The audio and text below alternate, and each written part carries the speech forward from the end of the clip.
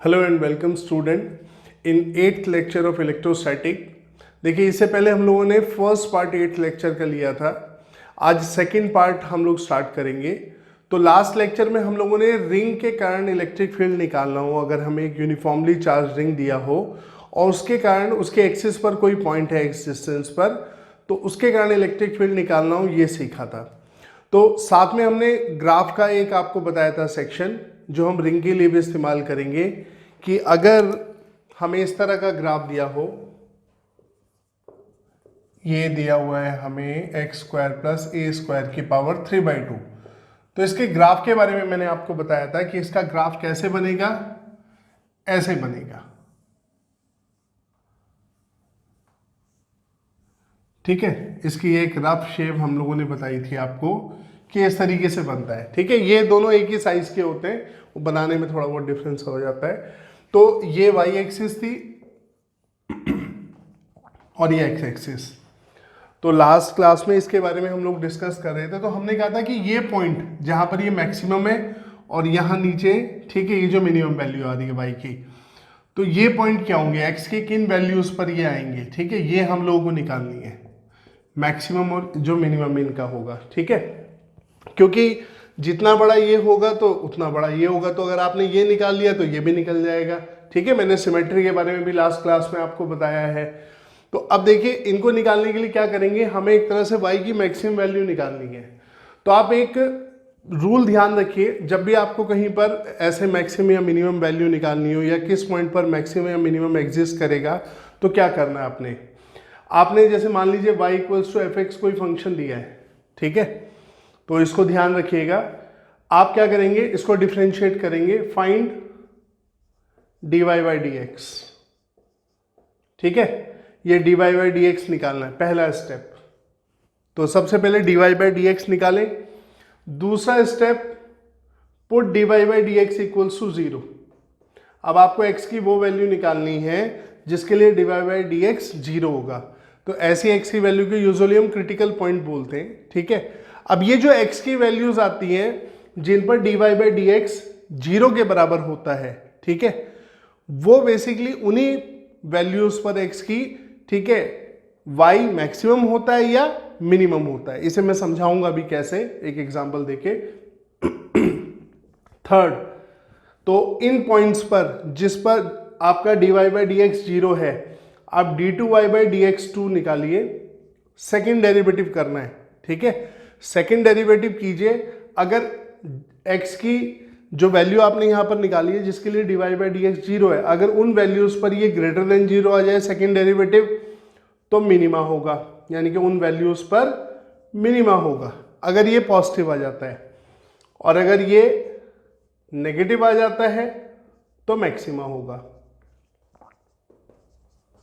ठीक है, ये सिंपल सा रूल ध्यान रखिए। बहुत जगह फिजिक्स में मैक्सिमम और मिनिमम वैल्यू निकाली जाती है। तो पहले आप डिफरेंशिएट करें, फिर उसे 0 के इक्वल पुट करें, तो x की जो वैल्यूज वहां पर आएगी जहां पर dy बाई डी एक्स 0 हो गया, ठीक है, उन पॉइंट्स पर आपका जो होगा y या तो मैक्सिमम होगा या मिनिमम होगा। उसको चेक करने का तरीका क्या है, एक तरीका, उनमें से एक तरीका यह है कि आप सेकेंड डेरिवेटिव करिए, अगर फिर उन x की वैल्यूज को रखिए, अगर सेकेंड डेरिवेटिव पर ये वो उन वैल्यूज पर सेकेंड डेरिवेटिव पॉजिटिव आ जाता है तो मिनिमा होगा उन वैल्यूज पर x की, और अगर ये नेगेटिव आ जाता है तो उन वैल्यूज पर मैक्सिमा होगा। अब ये होता क्यों है ये देखें। उसके लिए आपको एक बेसिक ध्यान रखना है, सिंपल, कि जो डिफरेंशिएशन होता है आपका, आप डिफरेंशिएशन पढ़ते हैं तो बेसिकली डिफरेंशिएशन क्या होता है, इसका ज्योमेट्रिकल मीनिंग होता है स्लोप ऑफ द टेंजेंट। ठीक है, आप डिफरेंशिएशन के मेरे जो लेक्चर्स हैं उनमें देख सकते हैं, मैंने वहां पे एक्सप्लेन किया है। यहाँ जस्ट मैं बता रहा हूं कि इसको ध्यान कैसे रखना है।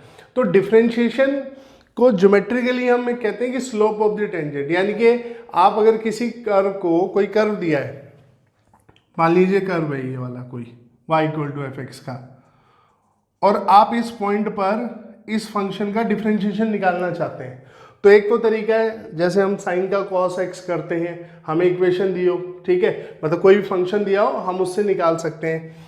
एक तरीका यह है कि आप इस पॉइंट पे टेंजेंट डाल दो, ठीक है, और इस टेंजेंट का स्लोप निकाल लो, इस टेंजेंट का स्लोप निकाल लो। स्लोप कैसे निकालते हैं? कोई भी लाइन पॉजिटिव एक्स एक्सिस के साथ जो एंटी क्लॉकवाइज एंगल बनाती है उसके टेन एंगल को स्लोप कहते हैं। तो यहाँ पे स्लोप यानी कि m टेन थीटा हो गया, ठीक है। तो ये टेन थीटा इस पॉइंट पर इस फंक्शन का डिफरेंशिएशन भी है, ठीक है। मान लो ये पॉइंट है x इक्वल टू ए, तो एट x इक्वल टू ए पर डिफरेंशिएशन भी है, ठीक है। तो अगर आप ग्राफ से आपको देखना होता है तो ग्राफ से आप जिस भी पॉइंट पे डिफरेंशिएट करना हो आप टेंजेंट डाल दो, उस टेंजेंट का स्लोप, ठीक है, जो किसके इक्वल होगा, टेन थीटा। ये थीटा एंटी क्लॉकवाइज मेजर करना है पॉजिटिव एक्स एक्सिस के साथ, ठीक है, इस तरफ। तो ये आपका जो होता है बेसिकली ये हमारा डिफरेंशिएशन का, हम ये कहें कि ज्योमेट्रिकली अगर हमें समझना हो डिफरेंशिएशन क्या होता है, स्लोप ऑफ द टेंजेंट। ये ध्यान रखना, ये ग्राफिकल आपको जो ऑब्जर्वेशंस निकालनी होती है, ऑब्जर्व करना होता है कर्व को, तो इनका बड़ा रोल होता है। ऐसे इंटीग्रेशन का मतलब होता है area bounded by curve, differentiation का स्लोप ऑफ द टेंजेंट, ठीक है, स्लोप ऑफ द टेंजेंट, और इंटीग्रेशन का एरिया बाउंडेड बाय कर्व, ठीक है। ये ज्योमेट्रिकल मीनिंग होते हैं इनके। अब देखिए यहां पर, अब कोई भी कर्व है अगर ये ऐसे मैक्सिमम और मिनिमम हो रहा है तो जिन पॉइंट पर ये मैक्सिमम वैल्यू होती है या मिनिमम वैल्यू होती है, खास ध्यान देखिए यहां पर, यहां बहुत ध्यान से देखिएगा, ठीक है। इन पॉइंट पर अगर आप टेंजेंट डालते हैं तो ये पैरेलल टू एक्स एक्सिस आती है हमेशा, यानी कि जहां भी मैक्सिमा बनता है या मिनिमा बनता है, जब वहां पर टेंजेंट डालेंगे तो पैरेलल टू एक्स एक्सिस आएगी। तो एंगल कितना हुआ थीटा, यहाँ 0 डिग्री, यहाँ थीटा क्या हुआ 0 डिग्री। इसका मतलब टेन थीटा कितना हुआ, टेन 0 0, तो D Y by D X भी यहां पर क्या हुआ 0 हो गया, ठीक है। तो D Y by D X यहां भी क्या हो गया 0 हो गया। तो मतलब जहां भी मैक्सिमा मिनिमा होगा वहां टेंजेंट पैरेलल बन जाएगी, टेंजेंट पैरेलल बन जाएगी। तो इसका मतलब क्या हो कि या तो यहाँ मैक्सिमा है या मिनिमा है। इसीलिए हमने यहाँ पर क्या किया, पहले इसको डिफरेंशिएट किया, फिर इसको 0 के इक्वल पुट किया। तो जब 0 के इक्वल पुट करोगे आप तो ये वाली वैल्यूज, जैसे मान लो x इक्वल टू है, ये x इक्वल टू बी है, ये वैल्यूज आ जाती हैं x की, ठीक है। उसके बाद मिनिमा और मैक्सिमा कैसे डिसाइड करें, किस पॉइंट पे मिनिमा है किस पे मैक्सिमा है, हमें ग्राफ तो दिया नहीं होता, तो हम दोबारा से डिफरेंशिएट कर सकते हैं, ठीक है, रीडिफरेंशिएट कर सकते हैं। D Y by D X को एक और बार डिफरेंशिएट कर दो। अगर x इक्वल टू ए या बी रखने पर जिस पर वो पॉजिटिव आएगा तो उस पॉइंट पर मिनिमा होगा, और जिस पर वो नेगेटिव आएगा तो मैक्सिमा होगा। तो ये कभी भी मैक्सिमम मिनिमम वैल्यू निकालने का कुछ भी आए तो आप ये इस्तेमाल करते हो, ठीक है। तो ये मेथड को समझाने के लिए मैंने यहाँ पे ये बताया, इसको ध्यान रखिएगा, ठीक है। तो चलिए अब हम इस क्वेश्चन में भी यही करेंगे, इसका स्क्रीनशॉट ले लीजिए।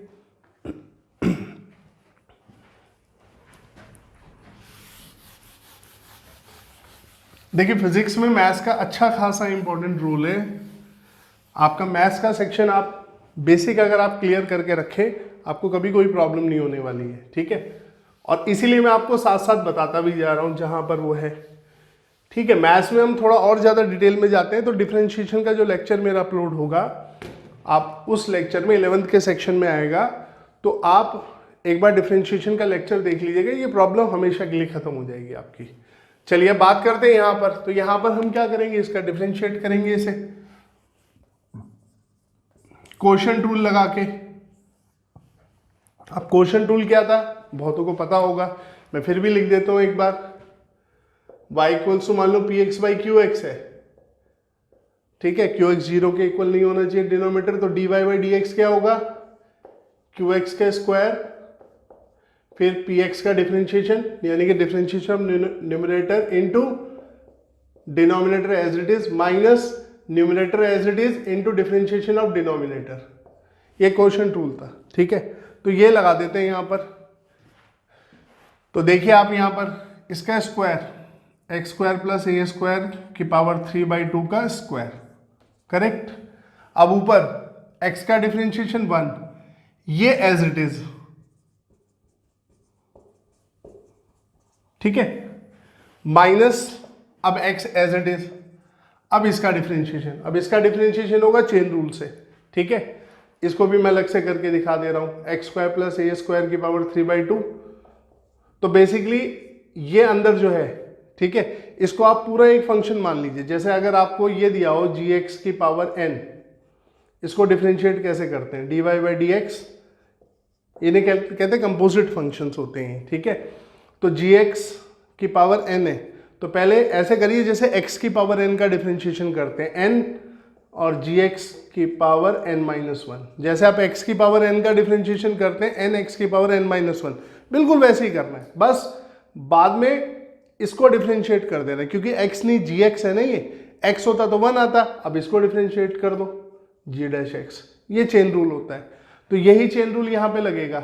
तो देखो इसका डिफरेंशिएशन क्या हो जाएगा, इसका डिफरेंशिएशन हो जाएगा 3/2 बाहर n और x square plus a square की पावर 3/2 माइनस वन, ठीक है, कर दिया n माइनस वन इंटू, अब देखो यहां पर a स्क्वायर x स्क्वायर है तो इसका डिफरेंशिएशन करना है, तो a स्क्वायर का 0 कांस्टेंट है, x स्क्वायर का 2x, तो ये 2x आ गया, ये इस तरीके से आ गया, ठीक है।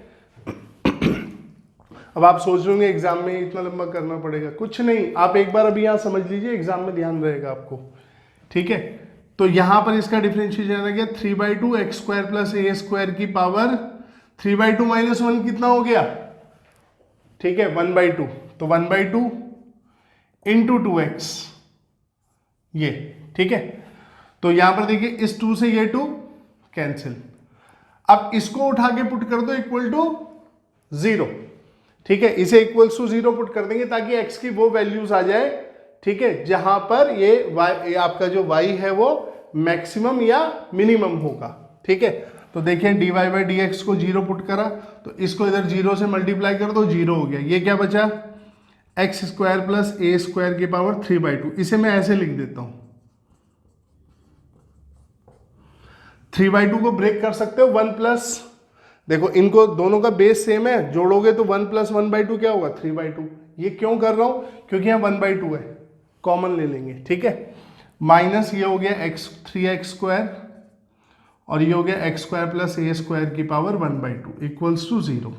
अब ये कॉमन आ गया यहां से, तो x square plus a square की पावर 1/2, अंदर बचा x square plus a square minus 3x square, ठीक है, इक्वल्स टू 0।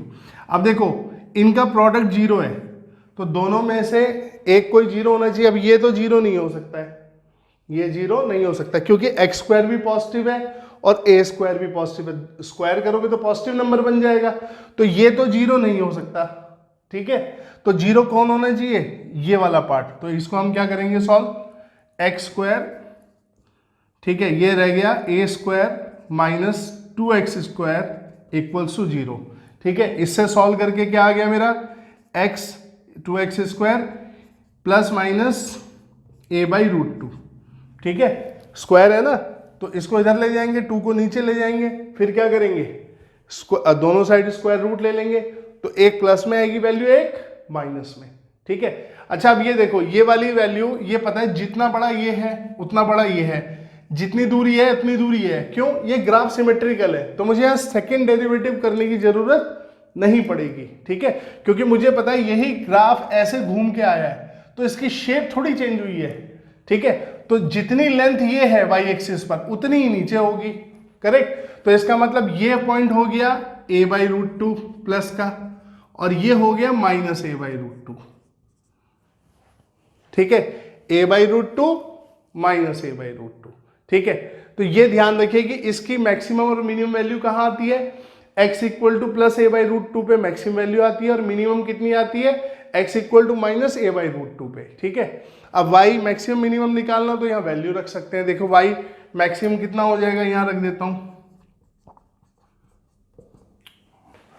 तो x को a बाई रूट 2 रख दो, नीचे कितना हो गया x a इसका स्क्वायर a बाई रूट 2 का स्क्वायर प्लस a स्क्वायर की पावर 3/2, तो ये कितना आ गया सॉल्व होके, इसको सॉल्व कर देते हैं, ये आ गया a बाई रूट 2,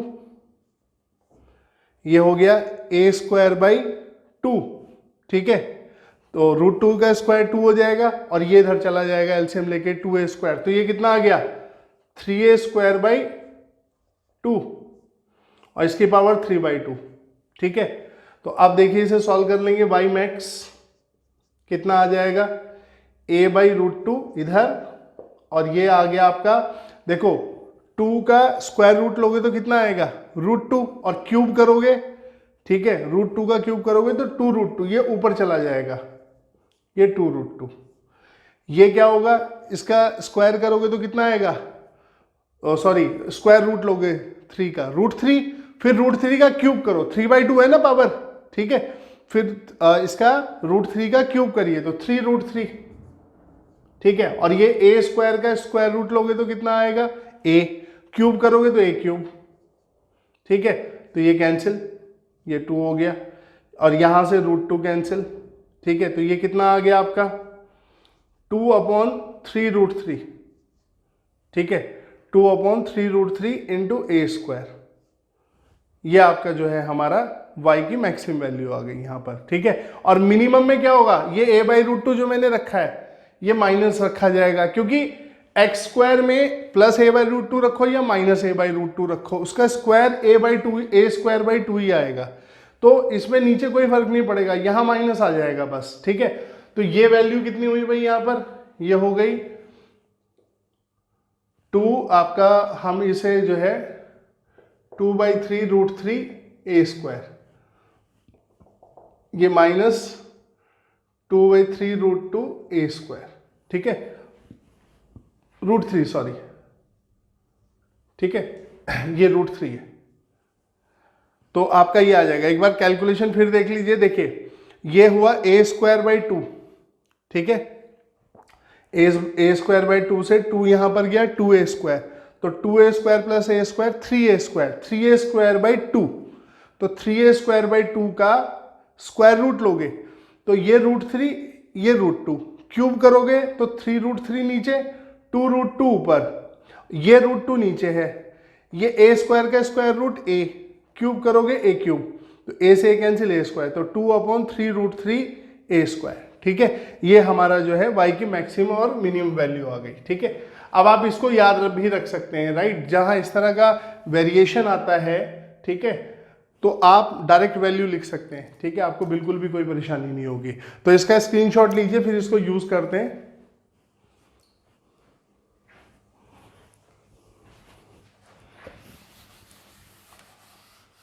तो अब हम लोगों को इस तरह का कर्व ध्यान रहेगा कि शेप कैसी होती है, सिमेट्री भी मैंने बता दिया इसका जो मैथ्स का पार्ट था।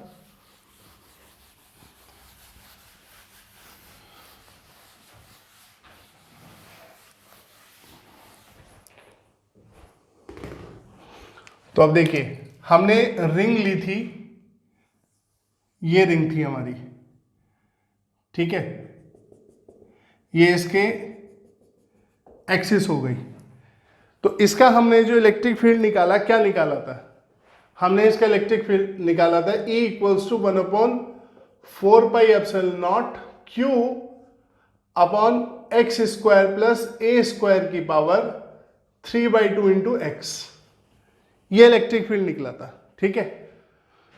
तो यहां पर जो x था वो इसके सेंटर से एक्सिस पर डिस्टेंस था, तो अब मैं क्या करूंगा, इसका ग्राफ ड्रॉ करूंगा, इलेक्ट्रिक फील्ड वर्सेस x, यानी कि एक्सिस से इस x के साथ इलेक्ट्रिक फील्ड का क्या वेरिएशन होगा x के चेंज होने से, इधर भी और इधर भी, ठीक है। तो मैं इसको यहीं से एक लाइन बना देता हूं जस्ट समझाने के लिए आपको, इसको मैं डार्क कर देता हूं,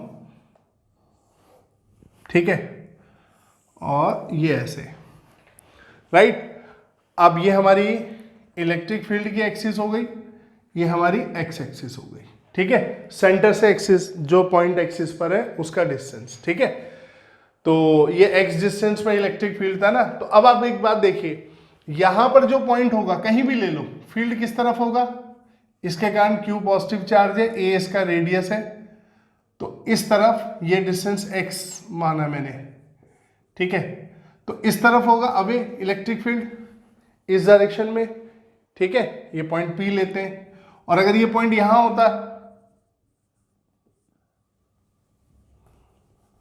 यहां पर कहीं होता x डिस्टेंस पर ही, तो यहां पर फील्ड किधर होता, इधर होता ही, ठीक है, डायरेक्शन ये होती, इसके कारण रिंग के कारण इस पॉइंट पर इधर होता और इधर वाले पे इस तरफ होता, तो अब हमें एक डायरेक्शन पॉजिटिव मान लेनी है, ठीक है।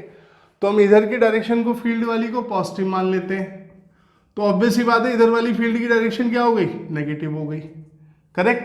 तो अगर इलेक्ट्रिक फील्ड इस तरफ है, ठीक है, इस डायरेक्शन में, तो हम उसे पॉजिटिव लेंगे, यानी कि ऊपर की तरफ दिखाएंगे इलेक्ट्रिक फील्ड में, ऊपर ये पॉजिटिव होंगे ना ई, और अगर इधर है तो नीचे दिखाया जाएगा, ठीक है। अब इसका जब ग्राफ बनाने जाएंगे आप, तो ग्राफ किस चीज पे बनेगा, वेरिएबल्स पे। अब देखो 1/4πε0 ये सब तो कांस्टेंट है, यहाँ पे यूनिफॉर्मली डिस्ट्रीब्यूटेड था चार्ज, क्यू भी कांस्टेंट है, 1/4πε0 कांस्टेंट है। तो ग्राफ यानी कि ये किसके ऊपर वेरी कर रहा है, एक्स के ऊपर, तो इसका ग्राफ बिल्कुल वैसे ही आएगा जैसे हमने वाई का बनाया था, x/अपॉन x² + a² की पावर 3/2, सेम ग्राफ आएगा जो अभी हमने बताया था आपको, ठीक है। तो अब आप देखिए ग्राफ कैसे बन जाएगा, कुछ इस तरीके से, ठीक है। और ये नीचे की तरफ भी ऐसे ही होगा, ठीक है, थोड़ा सा इस तरीके से, ठीक है, क्लियर। तो ये बन गया रिंग के इस तरफ का, क्योंकि इधर इस डायरेक्शन में इलेक्ट्रिक फील्ड है तो ऊपर की तरफ बना है, और इधर नेगेटिव है इस साइड, तो यहां पे देखो नीचे की तरफ बना है। अब ये वाला पॉइंट कौन सा होगा एक्स पर, जहां इसकी मैक्सिमम वैल्यू होगी a/√2, और मिनिमम वाला कौन सा होगा, -a/√2, ठीक है। तो रिंग के सेंटर से मैंने लाइन या ओरिजिन ली है, ठीक है। तो सेंटर से इधर जाओगे तो इलेक्ट्रिक फील्ड ऐसे वेरी करेगा, ठीक है, और इस तरफ जाओगे तो ऐसे वेरी करेगा। जितना साइज इसका है, जो शेप इसकी है वो इसकी है, बस ये 180 डिग्री ऐसे यूं कर दिया है, क्योंकि अपोजिट क्वाड्रेंट में क्या है, सिमेट्रिकल है, क्लियर। तो ये ग्राफ बन गया यहाँ पर।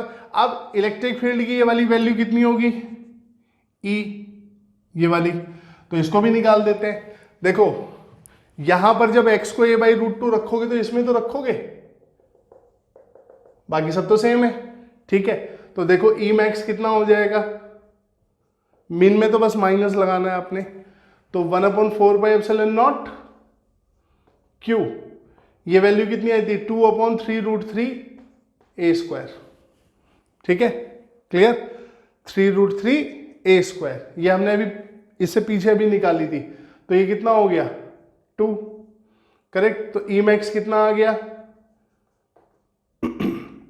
ये आ गया Q/6√3πε0 a², ये मैक्सिमम वैल्यू हो गई। तो यानी कि ये हो गया Q/E मैक्स, यहां पर E मैक्स कितना हो गया, Q/6√3πε0 a², ठीक है। और यहां पर कितना हुआ, इस तरफ अपोजिट में ये हो गया माइनस, सिर्फ माइनस बताने के लिए, ठीक है, ये नेगेटिव में आ जाएगा, सेम आएगा यहां भी, ठीक है। तो ये हो जाएगा -Q/ इस ग्राफ में, तो ये माइनस साइन सिर्फ क्या बता रहा है कि अपोजिट डायरेक्शन में, इसका मतलब इलेक्ट्रिक फील्ड का मैग्नीट्यूड नेगेटिव से नहीं है, सिर्फ डायरेक्शन को बता रहा है। मैग्नीट्यूड तो ये पॉजिटिव वाला ही है अभी भी, ठीक है। तो ये a² है, सॉरी x² लिख दिया मैंने, a², ठीक है। तो ये आ गया रिंग का ग्राफ। अब देखिए कितना आसान है ग्राफ बनाना। तो अब आपके पास अगर ये वेरिएशन आती है तो आपको पता है कि इसका ग्राफ कैसा होता है, इस तरीके से, ठीक है। और ये मैक्सिमम और मिनिमम कहां होते हैं, a/√2 पे, -a/√2 पे, करेक्ट, ये आपको मालूम है, क्लियर। तो ऐसे हमारी एक, मतलब ये समझिए हमने प्रैक्टिस करके इसको, ठीक है, एक दिमाग में रख लिया है कि भाई इसको हमें सॉल्व करने की जरूरत नहीं पड़ेगी, अगली बार सीधा मार्क कर सकते हैं। ये वैल्यू भी ध्यान रखिएगा कितनी होती है, ये अभी हमने बताई थी 2/3√3 a², ठीक है। तो देखो जब मुझे इलेक्ट्रिक फील्ड मैक्सिमम निकालना था, मैंने इसमें वापस वैल्यू नहीं रखी, सीधा मैंने 2/3√3 a² ले लिया डायरेक्ट, ठीक है, और हो गया फिर आराम से। तो ये कितनी आसानी पड़ती है, राइट। तो ये रिंग के कारण इलेक्ट्रिक फील्ड और उसका ग्राफ था। चलिए अब नेक्स्ट इसमें आगे करेंगे।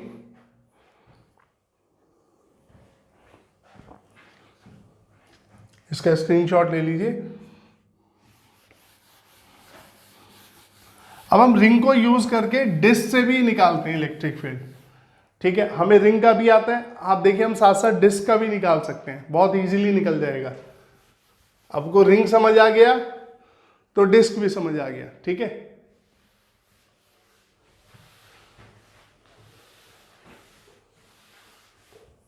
अब देखिए डिस्क लेते हैं।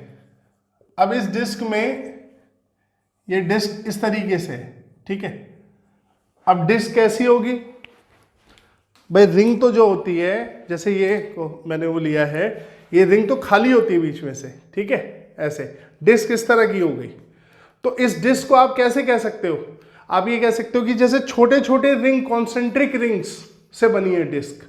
तो जैसे रिंग में हमने एलिमेंट लिया था एक पॉइंट चार्ज के लिए, फिर सॉल्व किया था, यहां पर हम एलिमेंट लेंगे रिंग, क्योंकि रिंग का इलेक्ट्रिक फील्ड हमें निकालना आता है।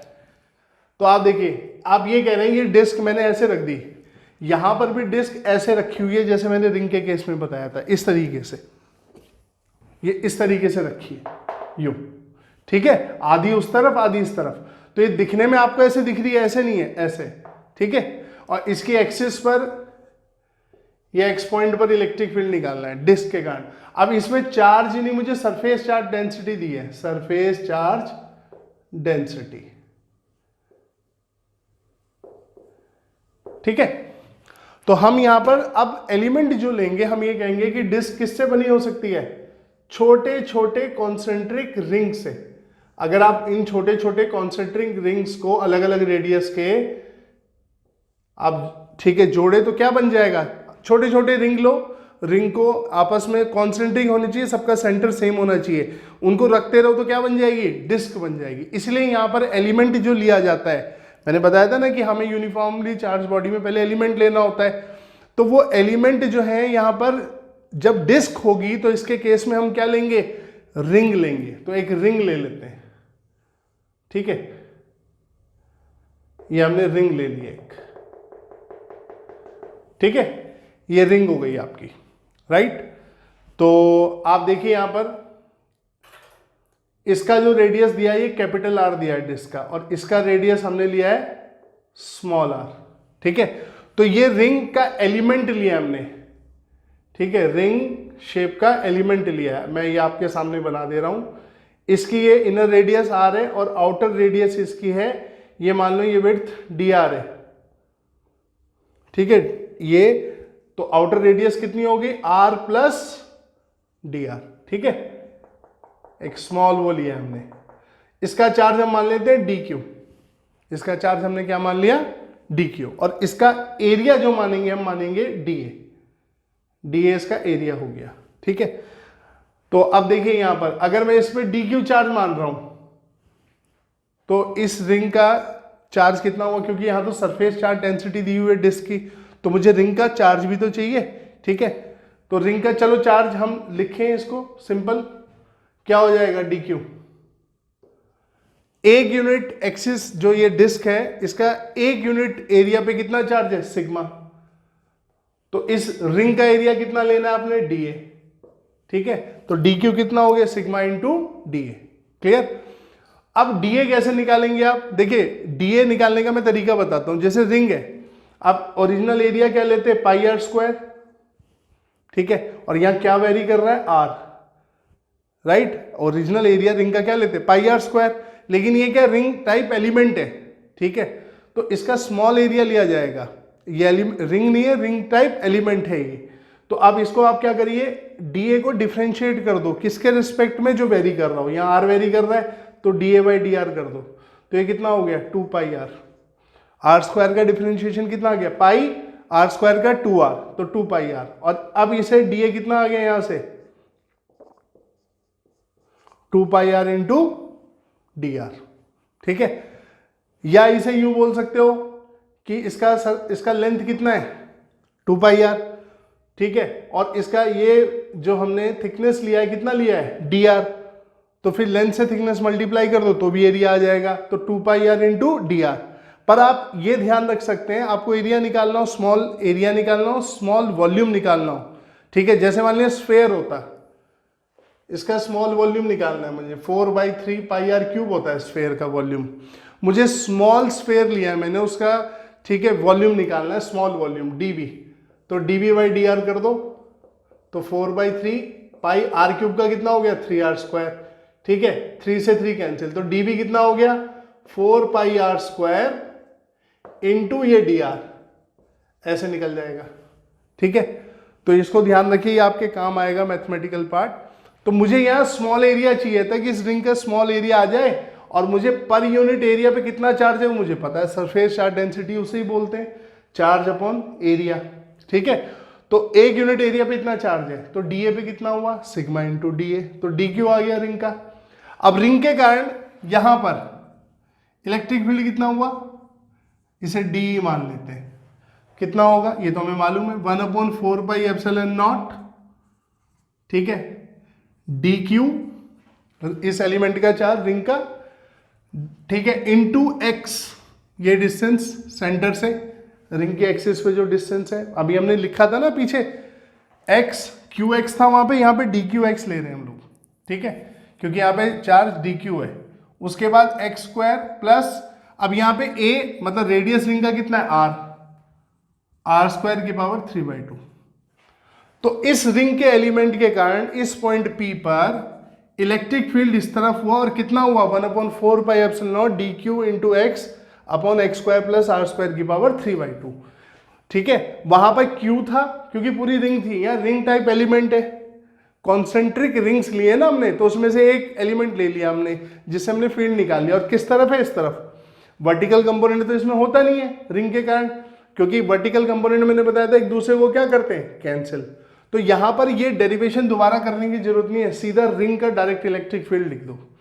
तो अब देखो, अब इस पूरी डिस्क के कारण क्या होगा, इसको इंटीग्रेट कर देते हैं, तो ई नेट ई डिस्क। ठीक है, तो अब डिस्क ई डिस्क कितना हो जाएगा 1/4πε0 डी क्यू की जगह मैं रख दूंगा ये value sigma into D A, और डी ए को भी बल्कि हम यहां वैल्यू रख देते हैं, डी ए कितना निकाल लिया हमने 2πr dr, तो यहां रख देते हैं 2πr dr into X upon x² plus r² की पावर 3/2। ठीक है, ये आ गया। अब देखो यह वेरी कौन करेगा, x वेरी नहीं करेगा। ठीक है, q वेरी करता, लेकिन मैंने इसको r की टर्म्स में बदल दिया है। ठीक है, तो यहां फिर वेरी कौन कर रहा है, जैसे जैसे ये रिंग बड़े होते जा रहे हैं इनकी रेडियस चेंज करती जा रही है, तो ये स्मॉल r वेरिएबल है यहां पर, स्मॉल r, और ये कहां से जाएगा, सेंटर से शुरू होकर रिंग के लास्ट तक, रिंग के लास्ट तक रेडियस कितनी होगी कैपिटल R, तो ये वेरी कर सकता है 0 से कैपिटल R तक, बस इससे आगे नहीं जा सकता। तो अब हम इसे सॉल्व कर लेते हैं। ए डिस्क, तो यहां पर देखिए ये कैंसिल, 2 बचा। ठीक है, तो यहां पर आपका आ गया कितना सिग्मा, राइट, सिग्मा, और ये एक्स, नीचे 2ε0, ये बाहर चला गया, अंदर क्या बचा है, ये बचा डी आर डी आर, और नीचे बचा x² प्लस r² की पावर 3/2, और ये 0 से कैपिटल R तक। ठीक है, यहां तक इंटीग्रेट करना। अब इसे इंटीग्रेट करने के लिए हम सब्स्टिट्यूशन मेथड का यूज करेंगे। मैं यहां बता देता हूं, साइड में देखिए क्या करेंगे हम इसे, हम पुट करेंगे x² प्लस r² को t। ठीक है, और इसको डिफरेंशिएट करेंगे फिर, तो डिफरेंशिएट करेंगे तो x का डिफरेंशिएशन 0, इसका आ गया 2r dr, और ये dt। ठीक है, तो यहां से r dr की वैल्यू आ गई dt/2। ठीक है, अब इसको यहां रखा जाएगा, देखो इस r dr की जगह रखा जाएगा dt/2, और इस पूरे की जगह क्या रखा जाएगा t, तो ये क्या हो जाएगा t की पावर 3/2। सिंपल इंटीग्रेशन हो गया।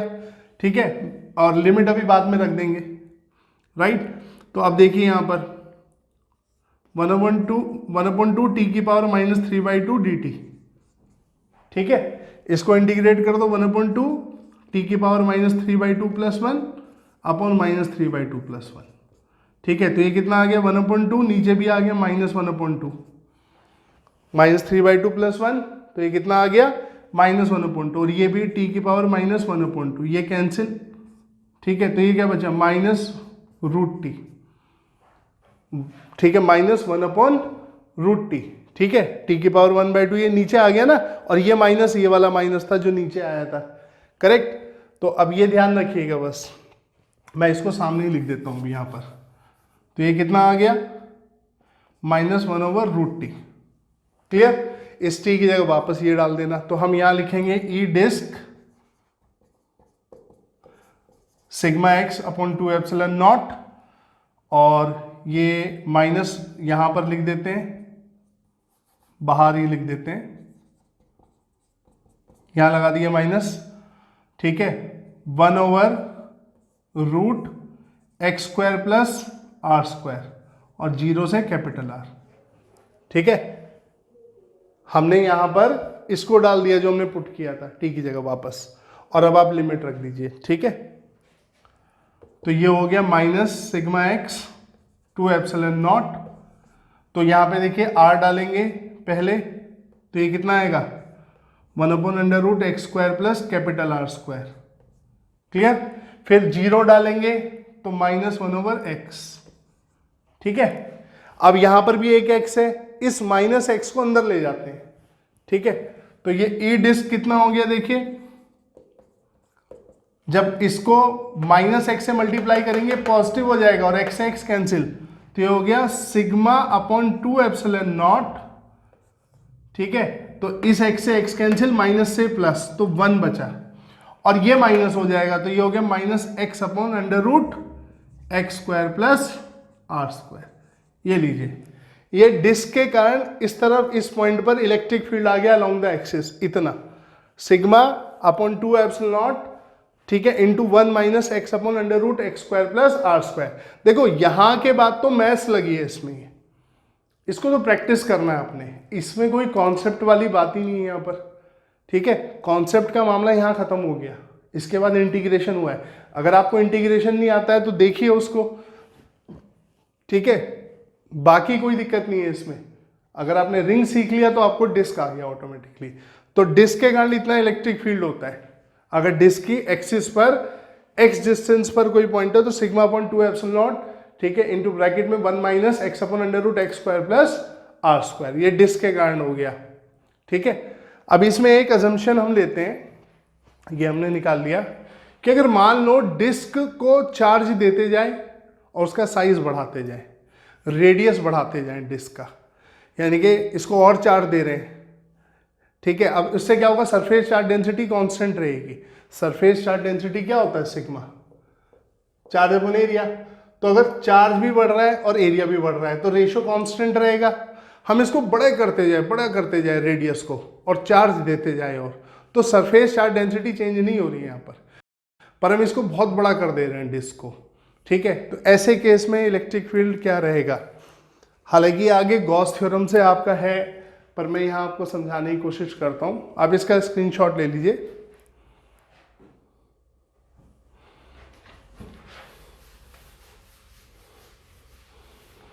तो यहां पर देखें स्पेशल केस हम इसका, कि r very much greater than x, बहुत बड़ा हो गया है r, x बहुत छोटा रह गया। तो ऐसे में क्या होगा, हम यहां पर देखें, यहां हम थोड़ा सा काम करते हैं, ए डिस्क वाले को ऐसे लिख लेते हैं एक्सप्रेशन को,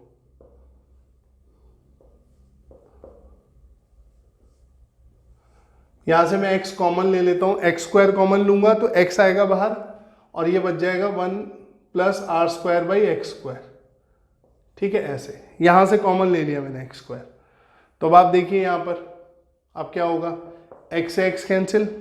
ठीक है, तो ये बच गया सिग्मा 2ε0 1 - 1/√1 + r²/x²। ठीक है, तो if r very much greater than x, तो ये वाला पार्ट देखो, r क्या हो जाएगा, इन्फिनिटी, r बहुत बड़ा नंबर हो जाएगा।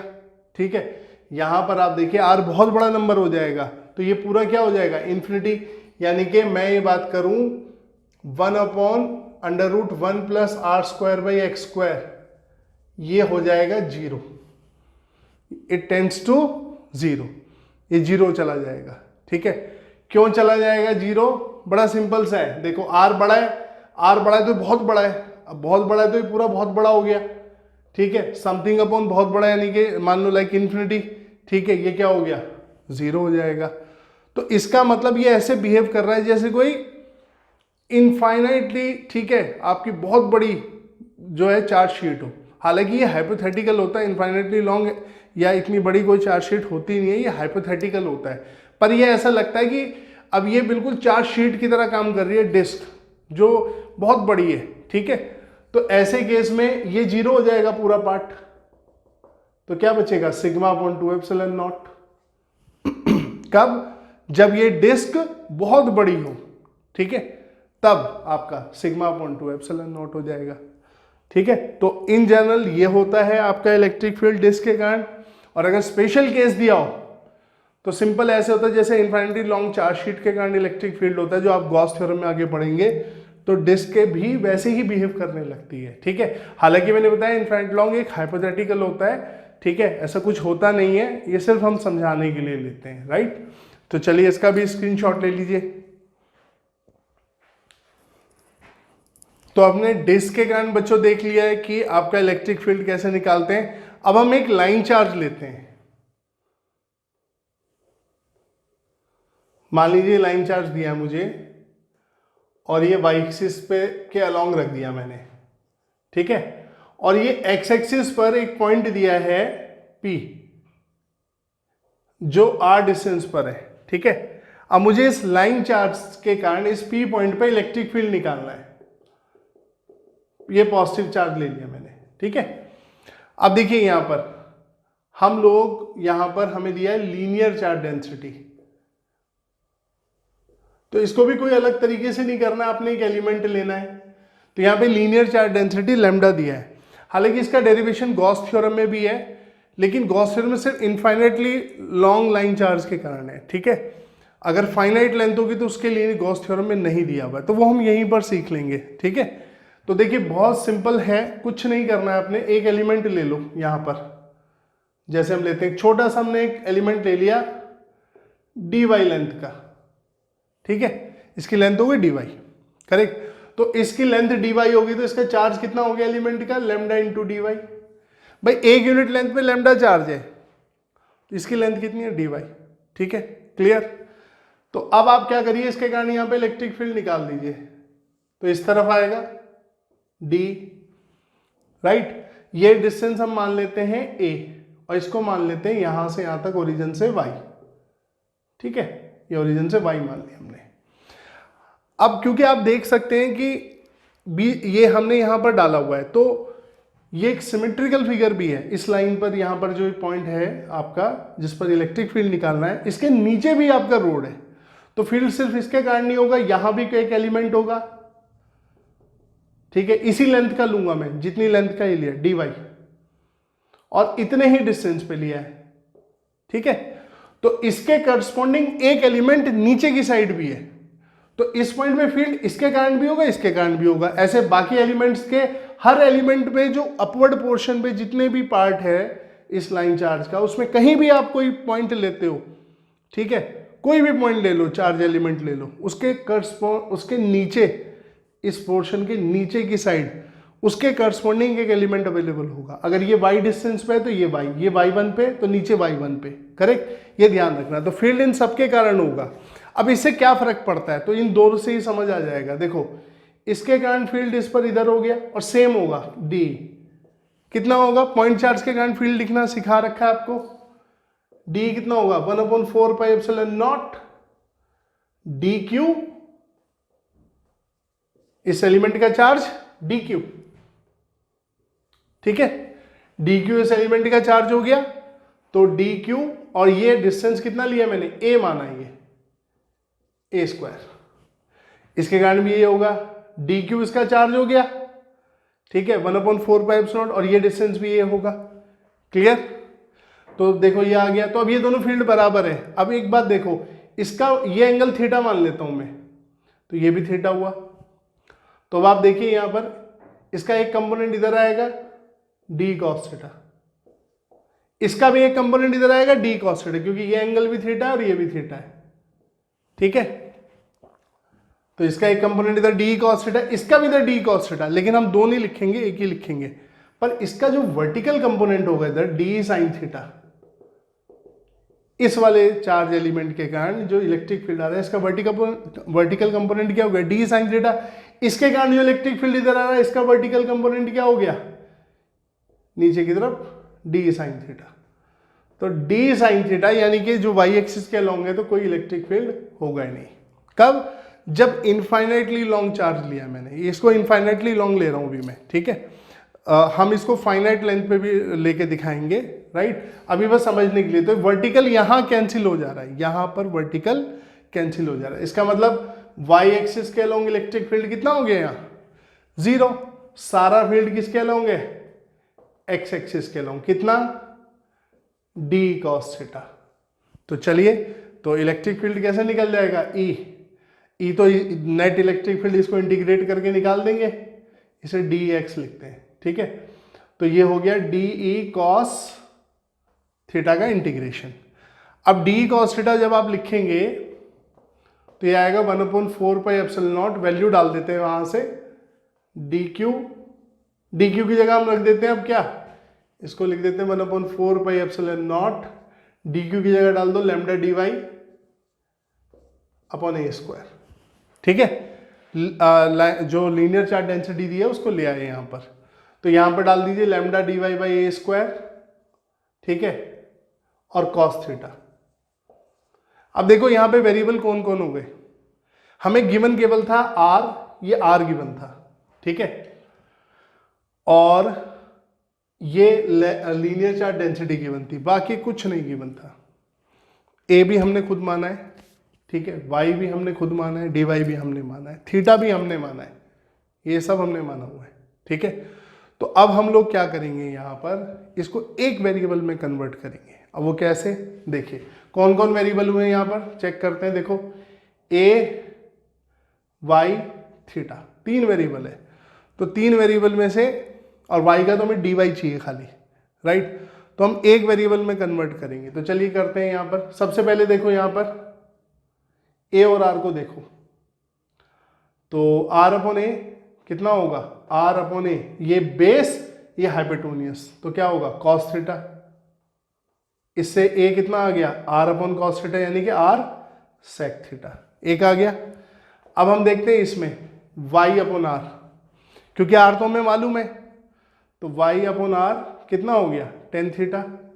इस ट्रायंगल में देखिए ये क्या हो गया, टेन थीटा, तो वाई कितना हो गया, आर टेन थीटा। पर मुझे वाई नहीं चाहिए, मुझे चाहिए डी वाई, ये डी वाई है ना यहाँ पर, तो इसको डिफ्रेंशिएट कर दो, D Y upon D theta, theta के रिस्पेक्ट में, आर कांस्टेंट है यहाँ पर, ये गिवन है आपको, ठीक है। तो ये कितना हो गया, आर टेन थीटा का कितना हो जाएगा डिफ्रेंशिएशन, सेक स्क्वायर थीटा, तो डी वाई कितना आ गया, R sec square theta into D theta, ठीक है। तो देखो डी वाई आर और थीटा में आ गया, ए आर और थीटा में आ गया, आर हमें ऑलरेडी गिवन है यहाँ पर, ठीक है। तो अब यहाँ पर रख देते हैं, तो ये कितना हो जाएगा, ई 1/4 पाई एप्सिलॉन नॉट, ठीक है।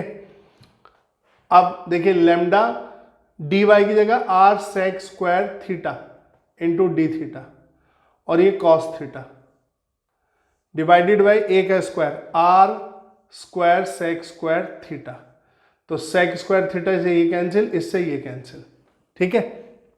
तो अब यहां पर ये हमें देखना है, यहां पर बचा क्या क्या, यहां बचा cos theta D theta, R तो कांस्टेंट है, सेक स्क्वायर थीटा कट गया।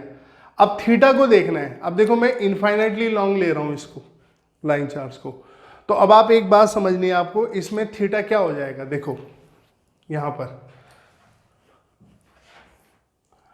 जैसे जैसे ये देखो ये थीटा है, ये थीटा, फिर मैं इसको और बड़ा कर देता हूं, ये एंगल, ये थीटा 1, ये थीटा 2, तो आप देख सकते हैं थीटा 2 ग्रेटर देन थीटा 1 है, ठीक है।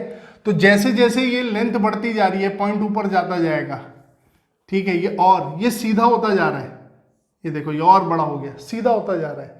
तो इसका मतलब ये ऊपर जाके क्या हो जाएगा थीटा, इन्फिनिटी पे, एट इन्फिनिटी हम कहें क्या हो जाएगा थीटा, π/2। यानी कि ये लाइन ऐसे होते होते सीधी हो जाएगी। सीधी मतलब सीधी लगने लगेगी, जब ये बहुत दूर होगा, जब आप इसको इससे मिलाएंगे तो वो लगेगा ऑलमोस्ट सीधा जा रहा है, क्योंकि जितना ये बड़ा हो जाएगा ये डिस्टेंस मायने नहीं रखेगा, ठीक है। तो अब देखो यहां पर अब एक बात ध्यान रखनी है, ये तो ऊपर के साइड के एलिमेंट के लिए ये मैंने इस तरफ क्लॉकवाइज मेजर किया है, तो अगर मैं क्लॉकवाइज को पॉजिटिव लेता हूं तो नीचे वाला एंटी क्लॉकवाइज मेजर हो रखा है, ठीक है। तो ये ऊपर वाला π/2 लोगे तो नीचे वाले ये देखो ये भी ऐसे बढ़ते जाएंगे, ठीक है। तो इनको आप थीटा को क्या लोगे, -π/2, क्या लोगे, -π/2, ठीक है। तो ये थीटा π/2 पे जा रहा है और ये थीटा कहाँ अप्रोच कर रहा है, यानी कि थीटा टेंस टू +π/2 अपवर्ड से, और थीटा टेंस टू -π/2 किधर, नीचे की तरफ, ठीक है। तो अब यहाँ पे लिमिट आप क्या लोगे, थीटा ऊपर वाले का यूं जाएगा और नीचे वाले का यूं जाएगा, तो कहां से कहां तक जाएगा, -π/2 से +π/2, ठीक है, -90 डिग्री से +90 डिग्री। तो अब इसको सॉल्व कर देते हैं। ये लैम्डा अपॉन 4πε0, ठीक है, लैम्डा अपॉन 4πε0 कॉस थीटा का इंटीग्रेशन, नीचे ये आर आ गया, ये बाहर आ गया, यहां बचा cos theta D theta. Cos theta का इंटीग्रेशन क्या होगा, साइन थीटा, तो साइन थीटा -π/2 से π/2, ठीक है। तो ये कितना हो जाएगा आपका, लैम्डा अपॉन 4πε0 आर, ठीक है। तो अब देखिए यहां पर साइन π/2 और -π/2, और साइन माइनस थीटा क्या होता है, ये ध्यान रखना, साइन ऑफ माइनस थीटा क्या होता है, माइनस साइन थीटा। तो बेसिकली ये भी प्लस हो जाएगा, ठीक है। तो साइन π/2 1, साइन π/2 1, ये माइनस बाहर आ जाएगा तो ये प्लस हो जाएगा, तो 1 + 1 2, तो ये आ गया ई लैम्डा अपॉन 4πε0 आर इंटू 2, तो ये आ गया लैम्डा अपॉन 2πε0 आर। ये कब आया है, जब इंफिनिटी तक जा रहा लाइन चार्ज, ये इलेक्ट्रिक फील्ड आ गया, ठीक है। तो लाइन चार्ज के कारण ये इलेक्ट्रिक फील्ड आ गया। अब यहां तो हमने एक स्पेसिफिक केस ले लिया कि इंफिनिटी तक जा रहा है, ठीक है। अगर इंफिनिटी तक ना जा रहा हो तब क्या होगा, ठीक है, चलो तब भी देखेंगे। तो पहले आप इसको स्क्रीनशॉट ले लो,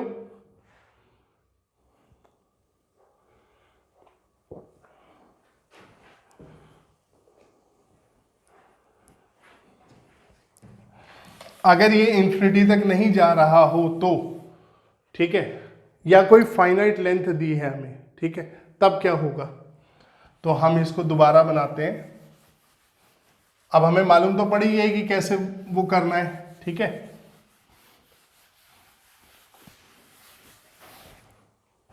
तो यहां पर देखिए ऐसे हो जाएगा,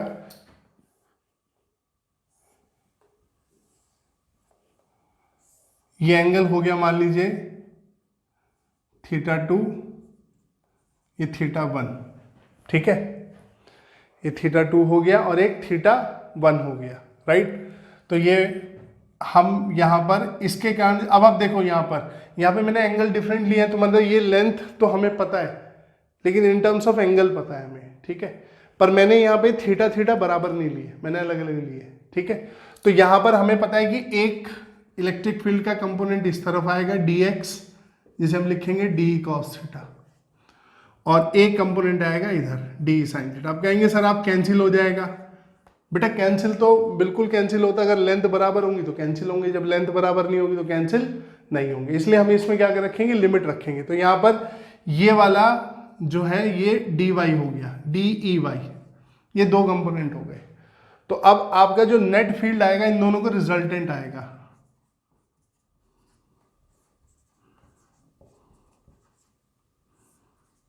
ये, ठीक है, नेट इलेक्ट्रिक फील्ड इनका रिजल्टेंट। तो रिजल्टेंट निकालने के लिए हम लोग क्या करेंगे, पहले हम लोग पहले इनको निकालते हैं, ठीक है। अब डी कॉस थीटा हमने निकाल लिया, सिर्फ यहाँ पे लिमिट बदलेंगे हम लोग, ठीक है। हमें पता है ये एक्सप्रेशन आया था, राइट, साइन थीटा, ये -π/2 प्लस π/2 की बजाय हम यहाँ क्या रख देंगे, θ1 θ2। तो देखिए क्या हो जाएगा, सबसे पहले देखिए dx यानी कि ex जो निकलेगा नेट, ठीक है, इस तरफ जो निकलेगा ये कितना होगा dx।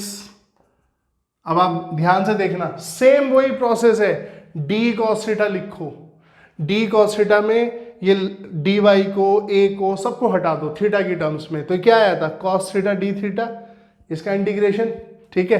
तो ये इंटीग्रेशन आया था, मैं डायरेक्ट लिख दे रहा हूं अभी, λ/4, ये r है, यहां से यहां तक का डिस्टेंस 4πε0r, और ये इंटीग्रेशन आएगा cos थीटा d थीटा का, ठीक है। अच्छा देखो यहां पर अगर वर्टिकल कंपोनेंट कैंसिल नहीं होते तो यहां cos थीटा की बजाय क्या होता है sin थीटा, पर ये सब तो वही रहते ना बाकी सब, ठीक है। तो वर्टिकल भी जब हम लिखेंगे यानी कि ई वाई भी हम लिखेंगे डी वाई का इंटीग्रेशन, तो ये क्या होगा डी साइन थीटा। तो भाई डी तो ये रहा, ये पूरा डी था, तो ये थोड़ी बदलेगा, ना उधर बदलेगा ना इधर बदलेगा, ठीक है। तो ये ई वाई भी कितना हो जाएगा, ई वाई हो जाएगा λ/4πε0 r, और ये साइन थीटा का इंटीग्रेशन और साथ में डी थीटा, ठीक है, क्लियर। तो बस यहां पर ये cos थीटा यहां से आया था ना, यहां साइन थीटा होता तो ये साइन थीटा रहता, तो ये वर्टिकल के लिए हो जाता है। अब हम दोनों फील्ड निकाल रहे हैं, ध्यान रखना, क्योंकि यहां पर इनफाइनाइट लॉन्ग नहीं ले रहे हम, एक फाइनाइट लेंथ ले रहे हैं रोड की। तो चलिए अब देखिए यहां पर, अब इसको लिमिट दे दो -θ1 से θ2, -θ1 से θ2, बस, ठीक है। तो ये देखिए क्या आ जाएगा, ex λ/4πε0 cos थीटा का इंटीग्रेशन क्या आएगा sin थीटा। तो sin थीटा में जब आप लिमिट रखोगे तो ये आ जाएगा sin θ1 प्लस sin θ2, ये, ठीक है। कैसे आएगा करके देखिएगा, मैं लिख देता हूं यहां पे, cos थीटा d थीटा -θ1 से θ2 जब आप करेंगे तो ये आएगा sin थीटा, ठीक है, -θ1 से θ2। तो जब इसको सॉल्व करोगे ना आप, तो आप ऐसे लिखोगे sin θ2 माइनस साइन θ1। और मैंने अभी बताया आपको क्या, साइन ऑफ माइनस थीटा में ये माइनस बाहर आ जाता है, तो ये बाहर आएगा तो ये क्या हो जाएगा प्लस, तो साइन θ2 ये कितना हो गया साइन θ2 प्लस साइन θ1, ये लीजिए, ये आ गया वर्टिकल के कारण, ठीक है, ओ सॉरी हॉरिजॉन्टल में, ठीक है। तो ये हॉरिजॉन्टल आपका कंपोनेंट ऑफ इलेक्ट्रिक फील्ड जो था उसको इंटीग्रेट करके हमने निकाला, ये आ गया Ex, इसको ध्यान रखिएगा, राइट। अब वर्टिकल देखें, सिंपल 4πε0r, ये बेटा r मिस हो गया था यहाँ पर, ये r साइन थीटा का कितना होगा माइनस कॉस थीटा, और ये -θ1 से θ2। अब साथ साथ ये भी जान लो कि cos of minus theta cos theta होता है, इसका माइनस साइन बाहर नहीं आता है, cos of minus theta cos theta ही होता है। तो चलो यहां पर करते हैं, ई वाई λ/4πε0 माइनस ये जो है अभी यहां लगा दो, तो cos θ2 माइनस cos θ -1, ठीक है, ये हो गया। तो अब ये माइनस से अंदर ले जाओ, अब देखो ये तो cos ऑफ माइनस θ1 cos θ1 ही हो जाएगा, तो ई वाई कितना हो गया लैम्डा अपॉन, यार छूट गया 4πε0r, तो ये प्लस हो जाएगा cos θ1 और ये माइनस cos θ2, लीजिए ये वर्टिकल आ गया, ठीक है। तो जब आपको कोई फाइनाइट लेंथ दी हो तो आप दोनों एंगल की टर्म्स में याद रखिए, हॉरिजॉन्टल वाला λ/4πε0r, ठीक है। अब आप इनको याद रखेंगे, जो आपने अभी हमने ये रिजल्ट निकाला है वो ये इससे भी आ जाएगा, ये रिजल्ट इसका स्पेशल केस हो जाएगा, ठीक है। तो वर्टिकल कंपोनेंट जो होगा, हॉरिजॉन्टल कंपोनेंट होगा वो होगा λ/4πε0r sin θ1 प्लस sin θ2, और वर्टिकल कंपोनेंट क्या होगा λ/4πε0r cos θ1 minus cos theta 2। ठीक है, बस ये ध्यान रखना है आपने, राइट। तो अब ये आपने ध्यान रख लिया। अब इस पे कुछ केस देखते हैं हम लोग।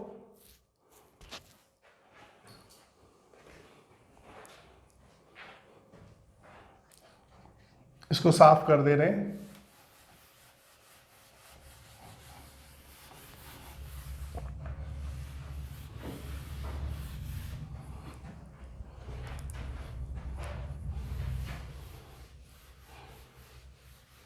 अब देखिए, अगर आप इनफाइनाइट लॉन्ग लेते हैं चार्ज, ये लाइन चार्ज, तो इसमें क्या होगा कि जो एलिमेंट ऊपर होगा लोगे उसके करस्पॉन्डिंग नीचे एक एलिमेंट होगा, क्योंकि इनफाइनाइट लॉन्ग लिया आपने। तो ऐसे केस में ये थीटा 1 थीटा 2, ठीक है, आप देखिए दोनों ही ये आपके कितने हो गए, π/2। ठीक है, तो जब यहां π/2 रखेंगे आप, राइट, तो cos π/2 0, cos π/2 0, तो ये पूरा 0। तो जब इनफाइनाइट लॉन्ग होता है इसलिए उस टाइम σ/2 एप्सिलॉन नॉट आता है, जो हमने अभी निकाला था, ऊपर बताया था इसमें। ठीक है, σ/2 एप्सिलॉन नॉट हम लोगों का निकल के आया था, सॉरी, λ/2π एप्सिलॉन नॉट r, वो मैं डिस्क का गलती से भूल गया, λ/2π एप्सिलॉन नॉट r, जब इनफाइनाइट लॉन्ग हम लाइन चार्ज लेते हैं। वो गलती से मैंने डिस्क का बोल दिया था। ठीक है, तो ये आपका जो है दोनों π/2 होते हैं, तो ये 0 हो जाता है। यहाँ π/2 रखोगे 2 आएगा और उस 2 से 4 कैंसिल हो जाएगा, तो λ/2π एप्सिलॉन नॉट r, तो इससे भी आ रहा है ना वही चीज, इसलिए हम लोग इसको ध्यान रखेंगे। और अगर मान लीजिए हमें ऐसे निकालना हो, ये पॉइंट यहां दे दिया एक कोने पर, ठीक है, तो अब क्या होगा, देखो थीटा 1 तो क्या हो गया 0, लेकिन थीटा 2 अब आप क्या लोगे, π/2, मतलब इनफाइनाइट लॉन्ग है और इसके बिल्कुल कोने पे पूछा है। ठीक है, तो हम इस तरीके से निकाल देंगे, राइट। थीटा 1 को 0 ले लेंगे और थीटा 2 को क्या ले देंगे, π/2 ले लेंगे। ठीक है, तो देखें क्या आएगा आपका ऐसे केस में। तो आप देखें यहां पर हम EX निकालेंगे λ/4π एप्सिलॉन नॉट r। तो साइन थीटा 1 में थीटा 1 को 0 ले लो, क्योंकि ये बिल्कुल यहां आ गया ना, तो ये तो यहीं पर ये मिल रहा है। ठीक है, तो यहां पर थीटा 1 0 डिग्री हो गया आपका, करेक्ट, यानी कि ये लाइन चार्जेस के यहां पर, अभी तक हम ऐसे निकाल रहे थे, ऐसे ऐसे, अब यहां निकाल रहे हैं, तो ये थीटा 1 जो जाता था ये इधर आ गया, करेक्ट, पॉइंट यहीं पर हो गया। तो ये थीटा 1 आपका जो है, ये आपका ये वाली लाइन नीचे आ गई, तो ये लाइन सीधी यूं जाएगी, तो यानी कि थीटा 1 क्या हो गया, 0 डिग्री। तो थीटा 1 0 रखा है 0, थीटा 2 साइन थीटा 2 कितना हो गया, थीटा 2 π/2, तो साइन π/2 1, तो ये आ गया ये। ठीक है, λ/4π एप्सिलॉन नॉट r। अब आई EY की बारी। ठीक है, अब EY में देखिए थीटा 1 को आप क्या रख देंगे, आप इसको 0 रख दीजिए, cos 0 कितना होता है 1, और थीटा 2 को π/2 रखिए, cos π/2 क्या होता है 0, तो ये भी λ/4π एप्सिलॉन नॉट आ गया। ठीक है, तो इस पॉइंट पर अब देखो, यहां जब बिल्कुल एक कॉर्नर पर पूछा जाता है थीटा 1 0 डिग्री, तो यहां पर ये वाला EX इधर आ गया, EY इधर आ गया, करेक्ट। अब इनका रिजल्टेंट इलेक्ट्रिक फील्ड क्या होगा, यहां पे इन दोनों से निकालेंगे E, तो ये क्या होगा, ये हम ऐसे निकालेंगे, तो E कितना हो जाएगा, अंडर रूट वेक्टर मेथड से EX का स्क्वायर प्लस EY का स्क्वायर, और 2EX EY cos 90, क्योंकि दोनों में 90 डिग्री एंगल है। ठीक है, तो अब आप देखिए ये दोनों के तो मैग्नीट्यूड सेम आ रहे हैं, दोनों के मैग्नीट्यूड सेम है, तो ये कितना हो जाएगा, λ/4π एप्सिलॉन नॉट r का square plus λ/4π epsilon naught r का स्क्वायर, तो E equals to λ/4π epsilon naught r, और ये अंदर आ गया 1 + 1 √2, ये लीजिए ये आ गया। तो यहां पर इलेक्ट्रिक फील्ड कितना होता है, λ/4π एप्सिलॉन नॉट r √2। ठीक है, और ये एंगल कितना बना रहा है इसके साथ, ये अल्फा ले लो। ठीक है, तो ये ट्रायंगल हो गया। अब देखो ये हो गया बेस, ये हाइपोटेन्यूस, और सॉरी परपेंडिकुलर, ये परपेंडिकुलर इसके बराबर है ई वाई के, ठीक है। तो ये अल्फा कितना हो गया, टेन अल्फा हो गया ई वाई अपॉन ई एक्स। अब ये दोनों तो सेम ही है, ई वाई अपॉन ई एक्स, तो यहाँ पर तो ये कट के कितने आ गए, 1। तो टेन अल्फा 1 का मतलब क्या है, अल्फा कितना होगा 45 डिग्री, कितना होगा 45। वैसे तो ये मैंने डायरेक्ट आपको सिखा रखा है कि जब दोनों वेक्टर के मैग्नीट्यूड सेम है तो रिजल्टेंट एंगुलर बाइसेक्टर पे होगा, एंगल 90 डिग्री है तो ये 45 ही आएगा। तो ये कितना आ गया 45 डिग्री। तो अगर कॉर्नर पे पूछा ना आपको, लाइन चार्ज के कॉर्नर पर, राइट, तो आप ऐसे निकाल देंगे, ठीक है। तो अब आप इलेक्ट्रिक फील्ड कैसे ध्यान रखेंगे, इसके टर्म्स में ध्यान रखना है आपने, ठीक है। कि अगर लाइन चार्ज दिया हो तो ई एक्स होगा lambda upon 4 pi epsilon naught R bracket में sine theta 1 plus sine theta 2, और ई वाई क्या होगा lambda upon 4 pi epsilon naught R cos theta 1 minus cos theta 2। फिर जो भी कंडीशन दी हो आप उसमें वैल्यू रखिए, आपका आ जाएगा, ठीक है। तो इससे बहुत कॉम्प्लेक्स प्रॉब्लम भी बड़ी आसानी से सॉल्व कर लोगे।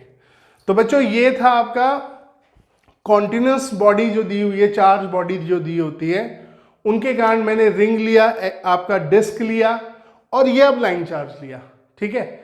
तो आपने देखा कि सब जगह एक ही टेक्निक लगी है, एलिमेंट लीजिए, फील्ड निकालिए, सिमेट्री की जरूरत है सिमेट्री लगाइए, ठीक है, और आपका बहुत इजीली सॉल्व हो जाता है, राइट। तो अगर आप इनको प्रैक्टिस करेंगे तो ये बहुत आसान लगेंगे, और इनके ऊपर पीछे क्वेश्चन पूछे गए हैं पास्ट में, ठीक है। आप अगर पिछले एग्जाम्स उठा के देखें तो पीछे इन पर कई बार इन पर क्वेश्चन पूछे जा चुके हैं। तो अब आपको आने वाले एग्जाम के पैटर्न का तो पता नहीं कि क्या पूछा जाए, तो इसलिए कोई भी चीज़ छोड़ के मत चलिए, ये सब चीज़ें बहुत आसान है, ठीक है। तो चलिए आज की क्लास में इतना ही, मिलते हैं फिर नेक्स्ट क्लास।